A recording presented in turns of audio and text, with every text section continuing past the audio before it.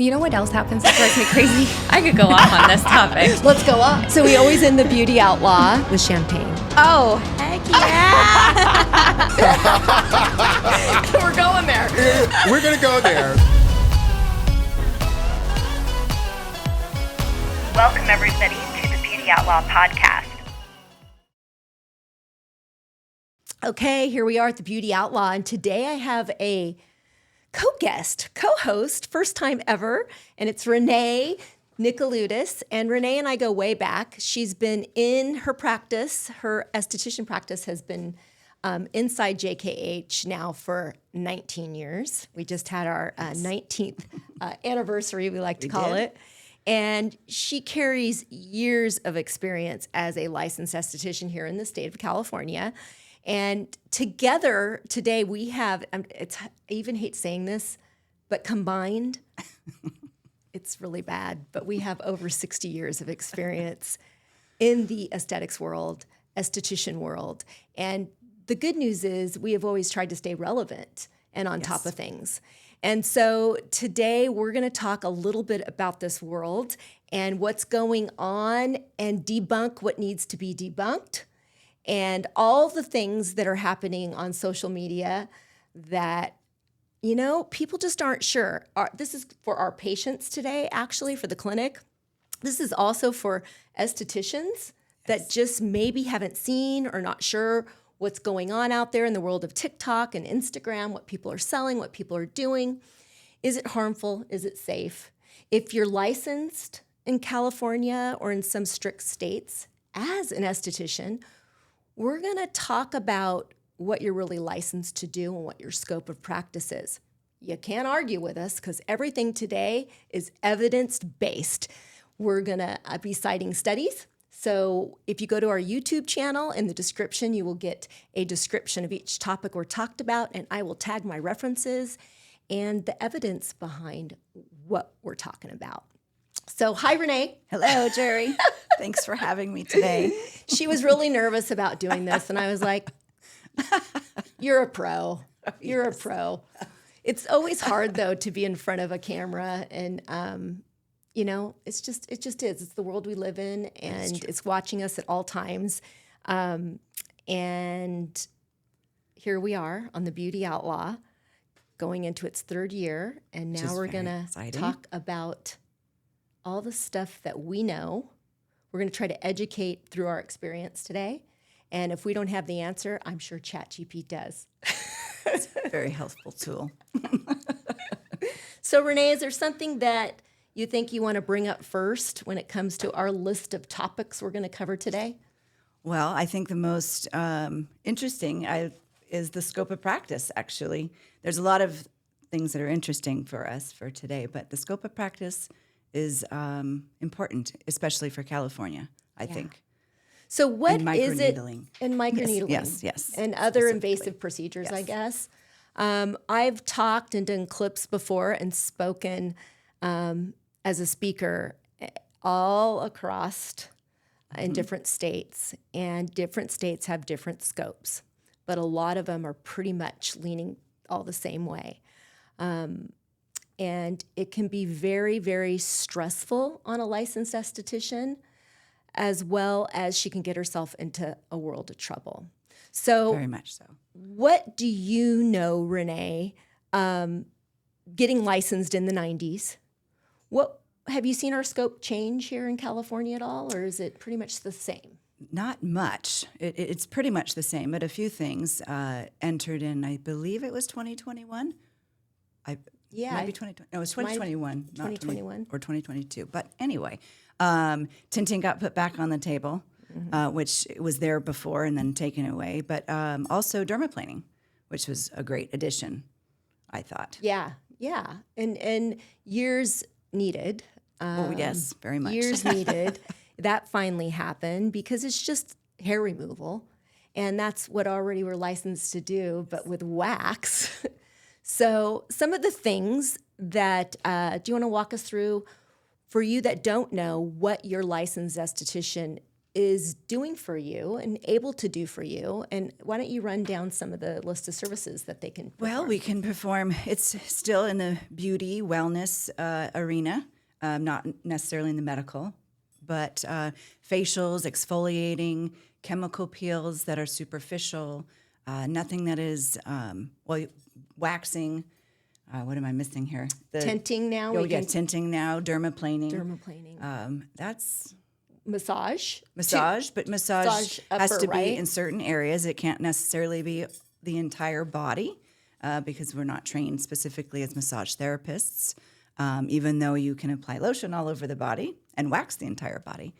But yes, so there's room for improvement. There's lots of room for improvement. There is. But I'd like to read to you what a licensed esthetician, and if you're a licensed esthetician, what you're allowed to do. The scope of practice for an esthetician in California is often misunderstood, particularly when it comes to procedures that are marketed under the word cosmetic.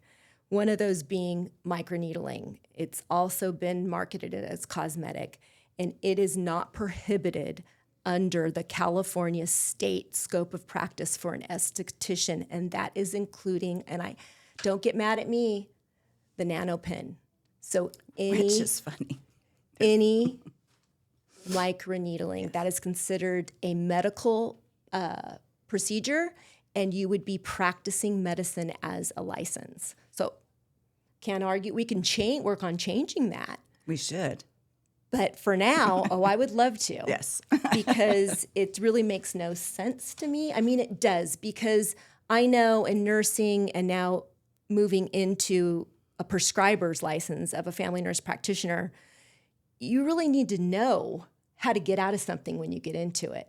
The smallest nick in the skin can go down the wrong pathway, and you can really have a real bad infection on your hands. And if you don't have the ability to get out of that, or know how to prescribe someone, or be able to assess and understand what's happening in the skin and what you're seeing, whether it's bacterial, viral, and sometimes we still don't know. Right. It has to have a skin scraping test, but and looked at under the microscope to be able to prescribe the right antibiotics. So there's a lot that goes involved, and that is why they are not letting, one of the reasons why they are forbidding estheticians to do this. How do we work around it? Do you have any legislation? Well, I did some backup research too, because becoming a national master esthetician, some states you can, but there's only that will recognize that. Let me go back. That will recognize the master esthetician. And California is not one of it. So there's no way to circumnavigate it. They've tried. They've tried to get this about a decade ago. Mm-hmm. When the whole master esthetician came into play. And so it would have to be, but why not give us, especially in the state of California, who likes their money and to, collect it. So why not create a secondary, a certification for us estheticians that would like to go down that path? I would pay money, whatever amount of hours. I mean, 1,200 hours, I believe, were the master esthetician hours. But I didn't want to become an RN just to do microneedling, even though that's fascinating to me, but that was not my path. So, and I didn't want the time and the money to do that, just to do the one service. Right. Because I wasn't interested in injectables and all that. I like my lane. I like this lane, but I would love for it to be included. So what that looks like for becoming advocates, and it would have to be changing legislation. It starts at that legislative level, and that's going up against other big. Oh, that's true too. Not saying it can't be done, but you're going up against the medical board because there's reasons why. There's dollar signs, so there's reasons why they have control over certain things and label them medical procedures. Also, the nursing board. The nursing board, the nurses want to be able to do this, and they don't want to lose that power to, I hate to sound, I don't think it's snarky, but demeaning, but they don't want to lose their business to an esthetician. Right. And That's not demeaning. it's the truth. It is. There's a hierarchy. There's a right? There is a hierarchy. hierarchy. We know it exists. And I don't the blame them. scope, They go to if school for a they've- long yes. period of time, but they also do not learn skin. There's a whole, I've talked about that before with nurses in the gap there when it comes to skin. LVNs, a licensed vocational nurse who treats, injects people, gives them medication, can do a focused assessment. You tend to see licensed vocational nurses working in assisted living areas. They will actually have 30, some of them 30 patients at one time that they're managing and dispensing medications. Also giving certain injections. Some are IV certified. They are not allowed to push certain narcotics, but they are allowed to do a lot, and they are considered a nurse, and they are not allowed to microneedle. That changed, but yes. They are not allowed to do that either. So you think they've got fire in their belly because they would like to transition into the world of aesthetics as well, and they, in California, it just doesn't serve them, or they're not able to do that. The transition is not. I was a licensed vocational nurse, so I know I had to end up becoming an RN. So good and bad with all of it. It has to change at a legislative level, and until then, I would just stay in your scope. Yes. And can you Unless- speak to the medical, if you work for, you can't have a medical director either as an esthetician, that you are solely licensed with an independent license from the state of California. You do not work under the order of a physician. He has no authority over you, and so you can't use his license to do microneedling either. I've seen people, and I've personally been at the end of being in trouble for that.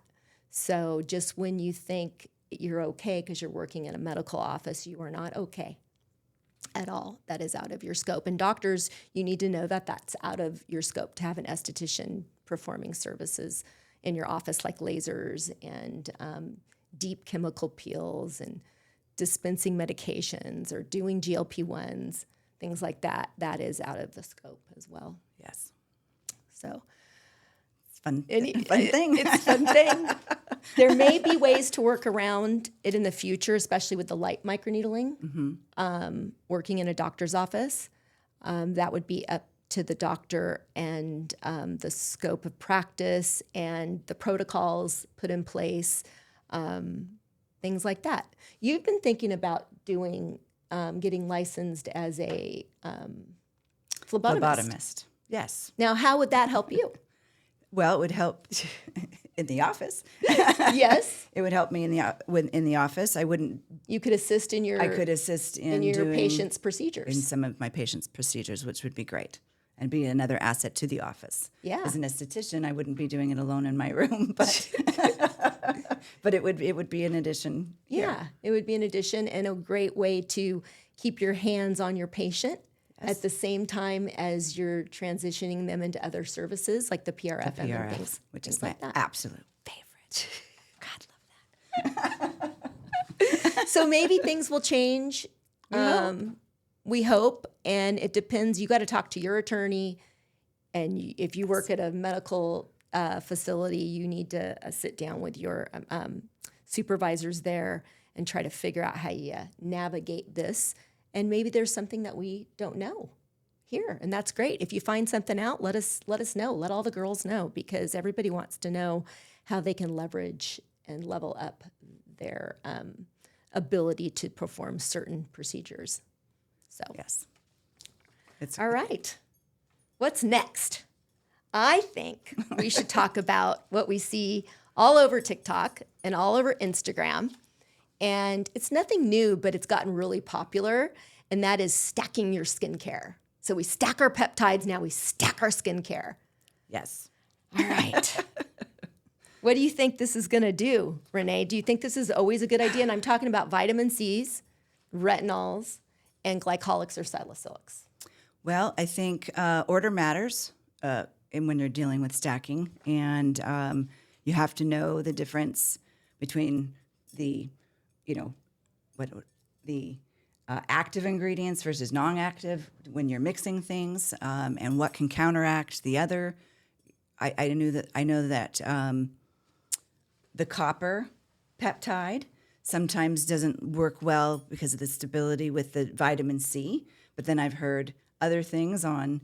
There are some studies out there that say that it's protected, so it is okay. So I think there's a lot to it. But I personally, when I'm recommending how my clients run through their routine, is kind of doing things on off days. I'm not a huge fan of using any types of retinoids all day long, or all week long. So I like to break it up, and depending upon what their skin is. The other aspect to that is irritation. You can't.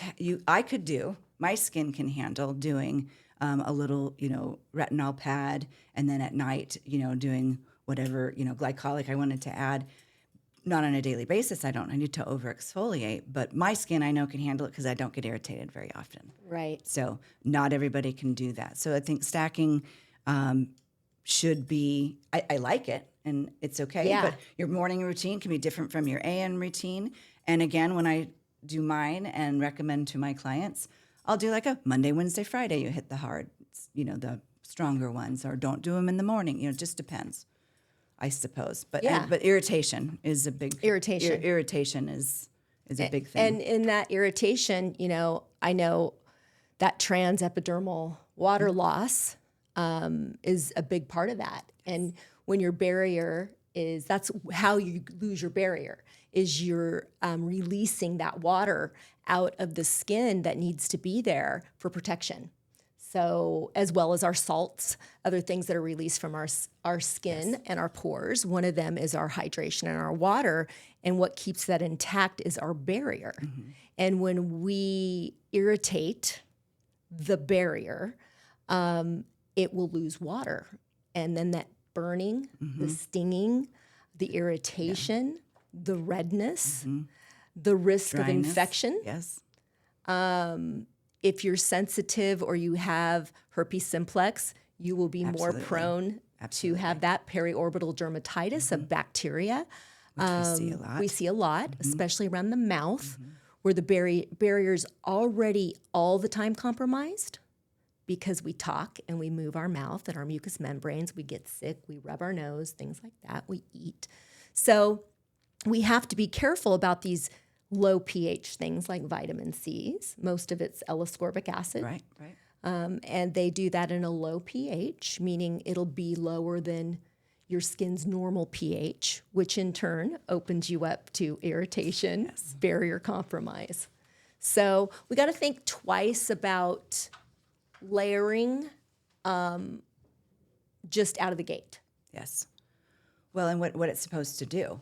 Right. If the barrier is the most important thing when you're dealing with corrective in any manner. Like I had an acne client that came to me and her skin was the barrier function was way off. So in order to move forward, I wanted that to get fixed first. It wasn't severe acne. I mean, like what you deal with, deeper. It wasn't super deep cystic. We were dealing with different situation, which is, I felt that was the need to get that back first so we could see what was actually happening with the skin and why. Yeah, see, that's where experience comes in. Like a lot of times you can just eyeball someone's skin or you do a focused intake, right? When they come in, your first assessment, just by what they tell you, you can figure out if their barrier is compromised. Oh, my skin always feels tight.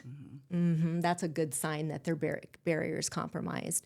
Or if they put anything on their face, whether it's a Cetaphil or and aloe. they flare up, or aloe, that pretty much Stinging, tells you we got a barrier issue. And how do we, as a skincare specialist, explain this? Because everybody's so excited about the go-to product, and I don't blame them.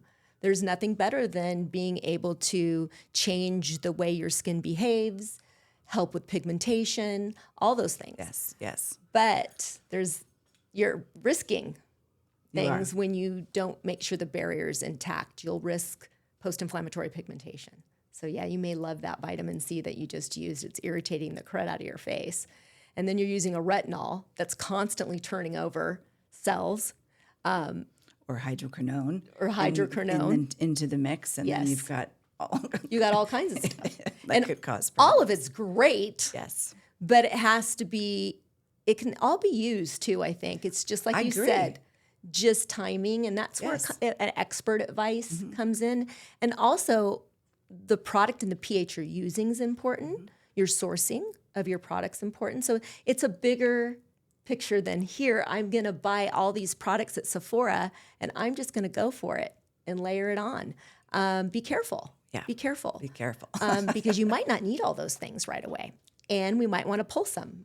Right. And You pulse, and there's a timing. And definitely the order matters with absorption as well. absolutely. And what time of the day to and use what it. time of the day that you use it, because some are going to go in deeper, depending on the molecular structure, and you know, And what season. so in what season. Yeah, so you're going to layer everything. Like you always said, you layer everything to the sun. And, you know, for example, on layering, and put your sunscreen at the end of that. Yeah. So Sunscreen's a whole nother thing. that too. is. I didn't mean to We're open the gate. Well, that's going to be a whole episode in itself because that's- you lit my fire on sunscreen. Because I have a bitter relationship with sunscreen, and it's not done right actually. And our FDA is real behind in Go figure. what it has on the bottles, and what it says is UVA and UVB. Okay, everybody, a shout out to my favorite product ever. It's called Lucinergy from New BioAge. Why I like it is because it has resveratrol in it, B6, and something called leucine, a low enough dose to mimic exercise. I take 2 in the morning, I take 2 in the afternoon, and it hits all those longevity pathways. It helps push your natural NAD+. And I know you've all heard about this, so stop taking NAD directly. You want to incentivize your NAD so it goes down the right pathway so you can live long, healthy, and strong. Thanks, New BioAge. Anyways, we are going to get to that That's a in good topic, another actually, episode. that people don't know. Don't know. Fully Because we understand. also don't need sunscreen all the time. So yes, you heard me say that. There are times you just need the sun. And there's a way to go about that. And that's pulsing, and that's layering, and that's preparing for the season. So we'll get to that in another episode. But yes, layering is great. Yes. Time and place. And its number one problem is that you lose that transepidermal hydration. And once you start seeping that water out of your skin, that is your barrier. And that's where your barrier gets tight, dry, irritated, and you're exposed to infections and all kinds of irritation. Yes. Yes. And your acne will get worse if you have acne. That's true too. Yes. So, all righty.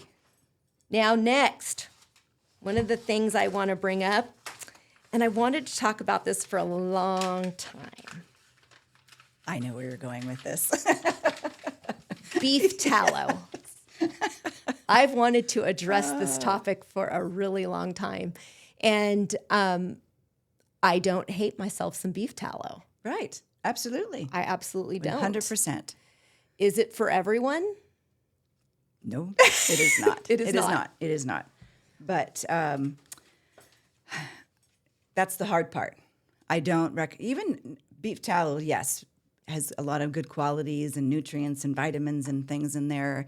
Am I a person that can use it? Yes. But I don't use it every day. And it can be communogenic. Mm-hmm. And Definitely. The word that I've always liked too, which you and I've discussed, is occlusive, like Vaseline. Yes. You know, I'm not a huge fan. It just depends on the situation. And someone that has acne is not the situation that I would never recommend doing that with Right. acne. There's other options. There's lots of other options.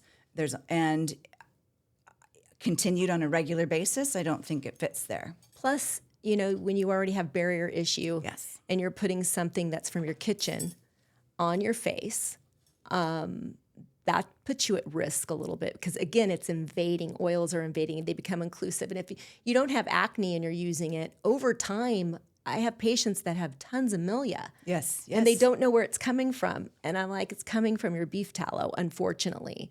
It has its place as a treatment therapy, again, pulsing, making sure you're exfoliating, deep treatments, Exfoliating chemical for sure. peels. Yes. Things like that to help get that occlusive layer that now is embedding itself in your layers of stratum cornea, because we have multiple layers of our stratum cornea. I mean, we have multiple layers of stratum, the top layer being the corneum. Yes. And once it gets down in that deeper layer that's by our basement membrane, it just sits there like this little seed. And it's hard to get those out. We have to either extract them out when it's time, and that you put your risk Not again. technically for an esthetician. Not technically for an esthetician. There are other ways to do that. We just have to say disclaimer. We know you all have Lancets in your room. Come on now. Gosh, I totally get it. I mean, you have to service your patients sometimes. You have to help them out. So beef tallow, yes. And it can be, we do have studies, and I will put those in the show notes as well, that you can click on, some clinical trials and case studies in dermatology journals where beef tallow, and not itself, it is occlusive, it is an oil, and it can wreak havoc if on the wrong type of skin. So it's not that it's a bad thing, it's that there's a time for it, and it may not be for you. Yes. At all. That's true. That's true. But it is good. It is good. You like it, huh? No.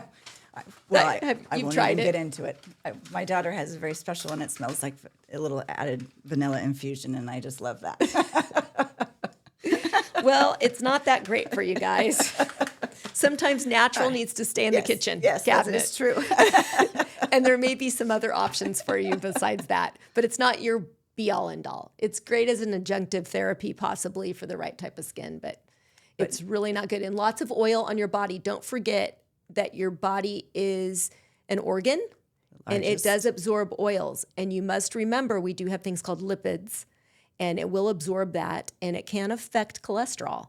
So if used a lot, I mean, we've seen this with other types of oils that people were using on their skin. It can increase those numbers a little bit. And it doesn't mean they're bad. That's bad.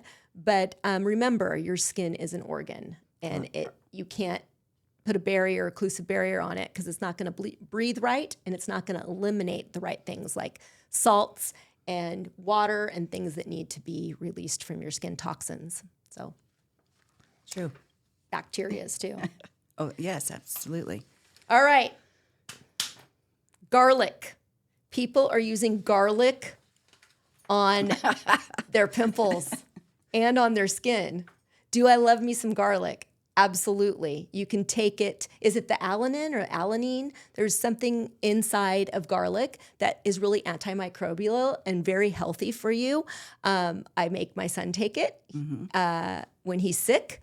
You pop the whole thing of garlic and you eat it like that. And I guess you break the garlic and then you swallow it whole. It really helps with inflammation and also helps with small amounts of being antimicrobial. But putting it on top of your skin, This was news to me. I was like, wow. I would have never thought about it. I mean, in theory, it makes sense because we do it for our gut, and it could be a natural antibiotic, which it's great. It's, I love it. To do it as preventative or no prophylactic. That's what I was trying to say. But on the skin, I never would have thought about that. And Yeah, it's very trendy Okay. right now. They're putting it, I love the little, people are trying to use their creative, think outside the box, but with it comes, if it mixes with the sun, you can get that, what do they call that? That phytophoto dermatitis. And you can get post-inflammatory pigmentation, a burn. You can actually burn the skin combined with the sun. So be careful. There are toothpaste too. Again, Toothpaste I've has. heard of crazy things, but I've used toothpaste. Now, in a pinch, I've used toothpaste on a zit multiple times in my life. You're on vacation, you're somewhere, you don't have anything, and you plop that on, you go to bed, and in the morning, your little pimple's a little bit better. Yeah, and it excoriated the heck out of that area, which is goodness. wonderful because I didn't want the pimple there. Right. But Quick over fix. and over, it's got little detergents in it and granules and some other things in it that aren't really good for us topically. And again, going out in the sun, even after you've removed that, it can cause that phytophoto dermatitis and a reaction on the skin. In fact, in an area of the skin that you didn't even place it. Okay. So it's, yeah, pinpoint. lemon too. They're doing lemon. I mean, we did it on our bleaching. hair when I tried to be your color blonde when I was very young, but Yeah, lemon does the same thing, and lemon changes. They try to get their skin lighter with it, get rid. It actually does the opposite. I was going to say it could harm it more so than that. Back in the old days, long, we used to do a great procedure with galvanic current, and we'd place an orange on the galvanic current, and you could do a treatment with the orange on the skin, and you got lightening. It was great. It was really great. But they were also taught to make sure that they were out of the sun for the next few weeks. They wore their sunscreen, hats, sunglasses, the whole thing. So, but that was also a treatment. That wasn't a daily, I'm putting lemon on my face. Rubbing it on and going about outside. Yeah. And we're in California. It's hard to stay out of the sun for 2 weeks. It is hard to stay out of the sun for 2 weeks. But lemon, interesting. Think twice before you do that to your skin. Again, that alters your barrier too. Be careful with that one. There's way better options than that. So I'm a no. It causes irritation, loads of hyperpigmentation as well. That may not show up within the same time frame of using the lemons. It might take the end of the season of summer for you to go, why are these spots on my face? So be careful. Yeah. Be Opposite careful. effect. Opposite effect. Opposite. It's all barrier. This Yes, is all yes, barrier it's very related true. stuff. So all these things that people are doing or destroying that they think are healthy and in their kitchens, it doesn't mean they're not healthy. It just means they might not be appropriate for you and your skin, and there's better options. Better options. And if you know the skin, I mean, I don't know everything. I don't know some of these things either, but I do know the skin. And if you know the skin well enough, then you can think it through and realize it's not rocket science. Yeah. I know we influencers out there, I'm talking to you. If you don't know, then don't do.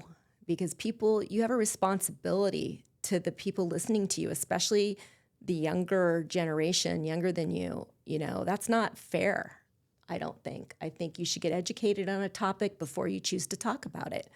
And you listening to these influencers, just because somebody has a camera in their bathroom or in their kitchen and is showing you how to do something, you don't have to do it. You could just watch it for entertainment value. You don't have to follow that without getting a recommendation or asking somebody with some knowledge. Do some research. Do some research. Due diligence and keep going. Don't with ask that. chat all the time, because I asked chat all this stuff and chat was wrong. And then I went to my evidence-based guidelines and I had to get the truth. So, it's kind of risky out there. Chat's learning. It's getting smarter. My chat's really smart, though, because I talk to it all the time. I was going to say, you curated it. All right. You know what I'm going to ask. I don't know if Hypochlorous acid. Oh, yes. Hypochlorous acid. This has been around a long time. I've been using this for years and on and off over the years. And what I found that it's trending again. I know it trended a while ago. It's trending again.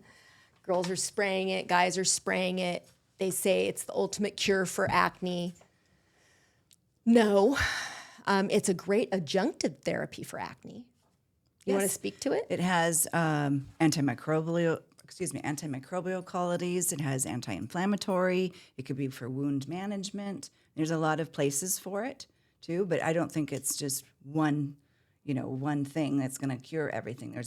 When you're dealing with acne, that's what you're asking, right? Yeah. Specifically with it's not the be all end all, and there's risks involved. So there's risk involved in where you source it. Because the acid itself, if the ppms, I believe they're called, particle size is too large, it can actually ruin your skin barrier. So you need to know what source you get it from. It should be the last ingredients salt above it than water, and also the size of the molecule of the hypochlorous acid is very, very important. And so knowing that is information. I'm going to look up a couple good recommendations for people that I have found online. I forget the name of the one. I'll post it. There's one that I know a lot of kids. It's pretty cheap. It's a new spray. I picture the bottle. It's orange. It's got an orange bottle. It's a that's a decent one. But at $12 a hit, and people are spraying it like it's cocaine. I mean, I don't know. I mean, they're walking around at the gym spraying it. So here's my question as a evidence-based nurse and in a wellness. What I worry about, anything overused can actually be a deficiency to the body. So you do something too much, the body starts doing what it's supposed to do. And hypochlorous acid is actually what's in our neutrophils of our body. And our neutrophils are what rush to inflammation or into an evasion in the body.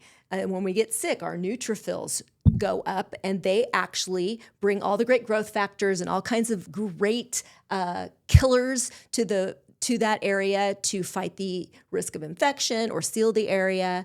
So it's really important. We might not shut down that signal of our own skin. Just a thought. I'd love to do a study on that.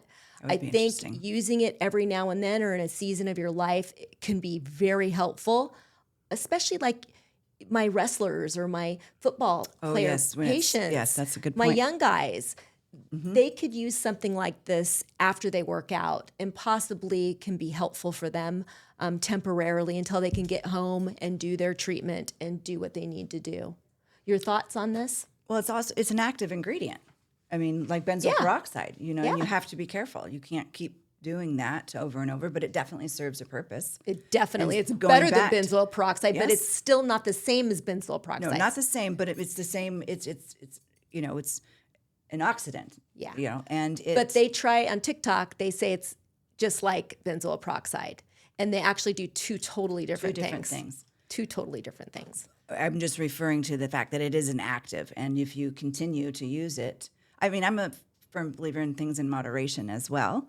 And then if you are using that, you want to be careful, again, going back to what we were talking about before, with how you layer it, because it could, it's a stable ingredient as opposed to an unstable. So if you put the two together, then you can create even more of a problem. Yes, absolutely. So all things, that's one of my favorite go-tos. I mean, for years I was doing that after microneedling, sending people home with stuff, a little bit of it. It definitely is a cool thing to have on your shelf. It's cheap enough. Just make sure it's sourced right. And I will try to get those two that I think are the best right now that I see, so you can grab them, especially for your teenager that you've got at home that just needs a little extra oomph in their step. And it's very calming and soothing, and we just don't want to overdo it. And remember, acne is a systemic situation. It starts differently in the follicle. It starts with dysfunction in the skin. It also starts in our inflammatory process of our body. There's a lot of other things going on. So this one thing isn't a be-all, cure-all, but it's pretty awesome. It's helpful, and it fits. It has a place for it, for sure. Definitely. Like after you see your esthetician and you have an acne treatment, that's like the best time, that next couple days, to use something like this just to kind of calm things down, because you can't use your more like your benzols if you're using that, or your clindamycins, or whatever you're using at home, your glycolic acid, your salicylics, whatever you have been guided to use, you may have to take a break on that for a few days because you've just had a treatment. So just some thoughts on that. But I like it. It is. It's a good thing. Gets a thumbs up. Gets a thumbs up. All right.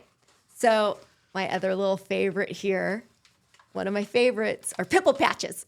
Pimple patches. Okay. So what I love about them is it's built this confidence that you can have acne, because people are walking around with patches all over their face. Or hearts. Or hearts or stars. Stars, exactly. And they're just kind of like owning their pimples. Where it came from, it actually came from the medical, from wounds. From wound management. Yeah, from wound management. So we used to do these on ulcers and patches of hydrochlorous acid or hydrochlorous occlusive little silicone things that we put on the back of any reddening of skin, ulcers, pressure ulcers. Okay. Elderly people will get those on their back, especially other parts of their body, but we would place it and it definitely helped pull that water, that water loss, so that you could hold on to that barrier. And it would also pull some of that pus to the surface. So you want to speak about patches? Well, I think they have a place. I definitely think they have a place. I don't, again, not an end-all be-all, but I do love the confidence factor, though, because that is a very difficult thing for people. Absolutely. As you know, you've been through that. I've been fortunate I have not, so I don't know what that part is, but I've been around it enough to know. And if that's what helps to make yourself confident and go out in public and go to school and whatnot, yes. But not all the time. Not all day long, your skin needs a break from them as well, because again, it's the occlusive. Yes, it's occlusive. You need it to and your breathe, skin just needs like to any breathe. other wound. And right? if that's why I know the packages recommend about 10 hours max. So people were meant to wear them at night when they sleep, and that's the best time actually, because it'll really draw up the. That's when your body's healing. So it's really a great time to wear them. But I get that we're wearing them during the day and we are rocking it. And I could only imagine if it was me back in those days, I would, wow, my life would be completely different. Wow. So I love it when I see my kids come in with all their pimple patches and they don't even take them off for me. No, I have to take them off for them. Yes, so those pimple patches are part of their life and I love it. And even as an adult, I had a pimple this morning and I almost wore a pimple patch because we were going to talk about it. And I did not do it, but I almost did. Love me a pimple patch. Now, I will use caution to be careful with the ones that have things on them, like salicylic acid.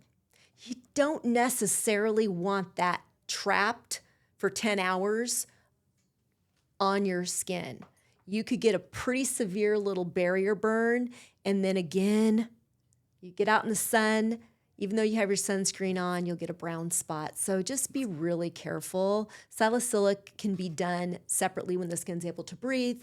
But don't use it. That would be my recommendation. Well, compromising. You're compromising and making the situation worse if it's a pimple. You're not winning because you're doing two things. Yes.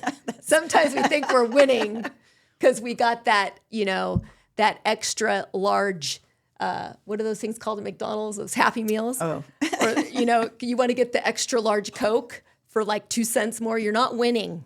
I'm telling you, your stomach's not winning. Nothing's winning there either. So you're not winning when you double do, especially with your pimple patch.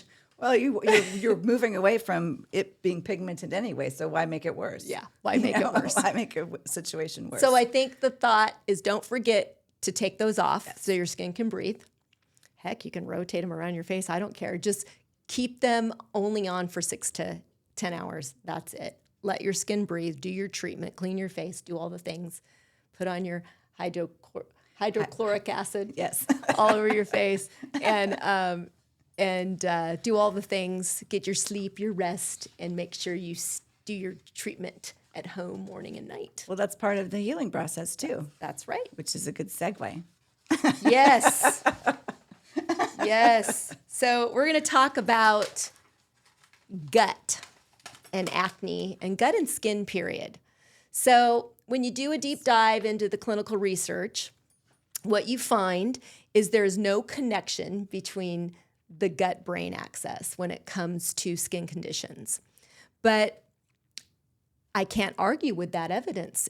That's what's there. But here's the deal. Nobody's doing any current studies on this. And one of the reasons is because I have my own things about big pharma and you fix your gut, there's a lot of things we won't be using anymore. But I see in clinical practice here a complete connection between your gut healing and what we can do inflammatory, because this is where the inflammation is in your gut. I see it changing people's skin. So can you speak to that?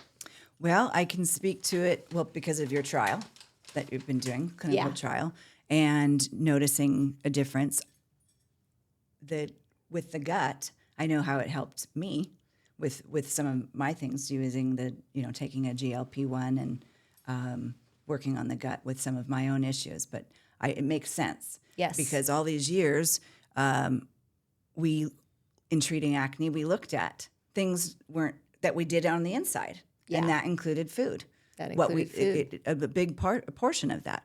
And the ingredients of your food. And because they do cause inflammation. And it was a direct, I always thought it was a direct correlation, because it's Oh, yeah, for sure. There's not a clinical trial. I mean, it's not No, they're not studying stone, anything right now. They're saying that that there is no evidence that proves that a healthy gut can clear up acne. Yeah. So I beg to differ, and I know there's tons of other providers, clinical providers, down to estheticians that treat people, that when they can get a patient on board and get their gut calmed down, they can see that inflammatory process piece of acne. Yes. Okay, acne is a bigger issue. Understood. But one of the biggest issues with acne is inflammation. And inflammation is a big part of released from the toxins in our gut and our metabolites and things. We don't poop stuff out. Like if you're constipated, you got a problem. You're not getting rid of those metabolites that are toxic in your body that you need scraped out of your colon and out of your body. If you're unhealthy and you have inflammatory factors in your blood, or you're a teenager and you're spiked, your hormones are shifted out of control, which they should be. Yes. Your liver's going to be impacted at that time. That's going to get sluggish. Inflammation gets kind of the back burner. So when we can get our gut in check, Yes. I've seen people's rosacea calm down. Oh, I've yes. seen acne completely 70% better. But using peptides is another thing that is not studied. But BPC 157 orally has made a huge difference here in our clinical trial when it relates to teenage acne. Actually, it's adult cystic acne, our trial, 18 to 25. Taking a microdosed little dose of a GLP-1 and mixing it with some oral BPC 157. Completely game changer. Which is amazing. Great. I mean, that is the one really good aspect to that with peptides. Yeah, definitely. And again, with the correlation of the gut. The inflammatory. Is there any recommendations of what you tell people not to have if they have acne? Eat? Things in moderation. Yeah, you keep mindful of the extra carbs with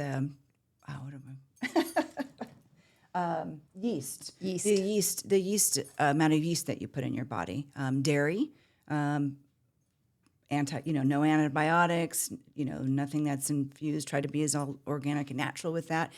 Even raw milk, instead, if you have to do milk or things like that. Yeah, if you have to do milk, that's the best way to do it. The unpasteurized raw milk is the body just processes it so kindly, so the gut doesn't have to work overtime. Right. So those are great things. Your sourdough. Yes, fantastic. So there are some natural things people can do. You want to be careful with your fatty carbohydrates. Yes. Your French fries. Greasy foods. Greasy foods. Sugar, because it's inflammation. Of sugars, it plays a part too. But again, it's not that you have to stop everything. I think, peanuts we used to say too. Yeah. Peanuts, cashews. Especially with cystic acne. It's the first thing you should make. If you're drinking cashew milk, stop right away. And also just don't eat cashews while you're having this breakout. So there are some interesting things we know and we see in clinical practice when we have somebody stop something. and we see their inflammation go down, and they see it, they feel it. Absolutely. Even when they eat, they don't feel as bloated anymore on that one particular item. So I'm excited to see more studies come out on this, because if we can get behind the microbiome of the gut, it is a sore spot for almost every chronic disease. It heads it all, including GLP-1 use. Right. GLP-1s are naturally, they're an incretin hormone. They were made in a lab to copy incretin hormones that are made in our gut, in our small intestine. And so we have weak guts, and we call it leaky gut, but it's something called a gap chain. And that means our endothelial linings aren't lining up right, and they're inflamed. And what we need to get scraped out and deposited in our toilets is not getting deposited right. And it's getting leaking in our body and causing inflammation. And in turn, we're getting fat, obese, heart disease, acne, rosacea, eczema, psoriasis. Can I keep going? Yes. I mean, list is long, unfortunately. Alzheimer's, all kinds of endocrine disorders, we're seeing more and more people having type 2 diabetes. We're seeing that part of our epiogenic pass down. So the gut really, really, SIBO. A lot of people. I had SIBO. She had SIBO. I chose a course of action with antibiotics and then couldn't finish. And you were doing all the studies with this and said, well, hey, why don't you try this? And I was like, I would do anything because I don't love antibiotics. Yeah. And it took 3.5 months before it was gone, retested, and it was gone, and I was feeling better. Didn't have that bloating, the inflammation. All of my blood work was back in the green, Yeah. which was amazing. Just over including some simple liver. peptides and repurposed yes. drugs Yes. that can be really helpful. And there is a time and a place for an antibiotic. Absolutely. That's yes, absolutely. I know you didn't mean that, but Yes. there is a time and a place for that. But if we have other options, and one is to clear up the gut and to work on that. And I know gut health is very overwhelming. I know some of you have been places and they've thrown 40 different supplements at you and a diet, and it's overwhelming. And it's not lifestyle. If you got to the point where you got SIBO, it's not going to be that easy to get out of it Right. with 40 different supplements. It's something you're going to have to be on top of the rest of your life. And we're finding new ways and faster routes through the longevity practices and some of these really smart people that are repurposing certain nutraceuticals, drugs, and peptides that we can utilize to heal people's guts and retrain them with the right gut flora and give them the right things that are limited, instead of you're taking all these wonderful supplements. But is it overwhelming? Hard. It is overwhelming, and most of the time you have to repeat it. Yeah. And and you have to manage it, and there are ways to do that. Even when I'm not on a GLP-1, then I go through my protocols of managing it, but it's not easy. Well, yeah, but you also do other. It's not just the GLP-1. No. And I have a litany of yeah, yeah. The list is long of. But when you're sugared up, Yes. the gut's not gonna do well either. So your sugar is gonna settle in the lining of your gut as well, and it's going to grow bad bacteria Yes. called small intestine bacteria disease, Overgrowth. basically Yes. overgrowth. Yes. And it loves to feed off sugar. Yep. So and it's a reoccurring theme if you can't keep it in check. So yeah. you have to manage it. And so all reflecting on the skin. So we see the Yes. same type of things in certain types of chronic inflammatory acne, cystic acne, acne vulgaris, or just simple pimple, like the simple blackheads, comedones, things like that. It's all kind of maybe related to some of the things that our body doesn't like to process in our intake of food, and what our gut's doing, and how we're eliminating those things. Yes. Right? Absolutely. What goes in matters too. What goes in matters too. All right, we're going to talk about one last thing, Okay. and we're going to talk about copper for the face Okay. and estriol. Okay, so now this is prescription. So we're talking about GHK copper and it alone. Now the evidence is not showing that it actually helps topically the skin. So the evidence shows me when I looked up the evidence, and I will, that it has a very unique size molecule, and it doesn't always penetrate into the stratum cornea alone. But where I see it work really well is mixed with something called estradiol, which is a form of your estrogen. It is the weakest form. It is the form that makes you juicy and lubey and keeps your vagina moist and keeps your lips moist and your under eyes moist and lining of your mouth, all these things. When we add it to that, it's a compound. So it's patient specific, so it must be called in for the patient. But I've seen amazing, wonderful things with under eye and the neck, including myself. And I am treating my arm right now. And I'm seeing some dermal change between this arm and this arm. So when you pinch your skin, we look at dermal depth and how many lines and bands we see. And I'm already seeing dermal strengthening on this arm versus this arm, and I've only been doing it for 2 weeks. Which is amazing. So I'm pretty stoked. I'm pretty stoked. And so we're doing a lot of that here. So if you're a patient and you want to get a little piece of this therapy, you have to come in, you have to get approved, you have to get approved by the doc, and then I'll guide you through how to go about it, and we'll call you in a script and get you started. So that's covered a lot of stuff today, Renee. I'm on it, by the way, for that. Because I got a wedding to do, and I don't want any more epidermal sliding anymore. If we can reverse that, I'd be super stoked. We got you on that, your BPC 157, and your skin's already great, though. You don't have a lot of... I do a combo of things. You don't do the pimple patches, though. I do not. I've never had to, thankfully. And you're not doing lemon or anything on your face? Okay. Only in my hair when I was about 16. That's about it. That's funny. Oh, gosh.